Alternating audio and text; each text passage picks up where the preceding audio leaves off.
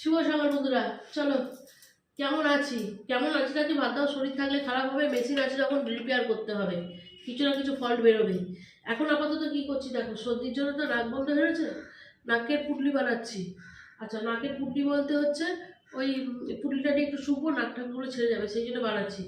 এখানে দিয়ে দিচ্ছি দুটো লবঙ্গ, একটু থেতে নিয়ে দিয়ে দিয়েছি। আর এখানে আছে হচ্ছে জোয়ান আর কালো জিরে। এটাকেও শুকনো তাওয়ায় দিয়ে, কড়াটা গরম হয়ে গেছে, শুকনো তাওয়ায় দিয়ে নাড়াচাড়া করে, আর এই যে বরের পুজো দেওয়ার ধুতি এটা নিয়ে এসেছি, এর মধ্যে দিয়ে পুটলি বানাবো, বানিয়ে ওটা শুকবো আমি আর ছোট ছেলে। ঠিক আছে, নাকটা কি হবে বলে তো ক্লিয়ার হবে। আর তারপর তো অ্যালোপ্যাথি ওষুধের ব্যবস্থা আছে, নাকের ড্রপের ব্যবস্থা আছে। ছোটবেলায় না আমাদের সেই সময় নাকের ড্রপটা কত ব্যবহার হতো না।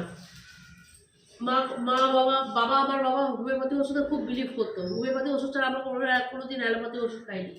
বিয়ের পর অ্যালোপ্যাথি ওষুধের ব্যবস্থা হয়েছে, বর খাইছে। তা যাই হোক, হোমিওপ্যাথি ওষুধ খেলাম তো আমাদের সর্দি কাশিতে নাক বন্ধ হয়ে গেলে এই কালো জিরের পুটলি, বুঝেছো?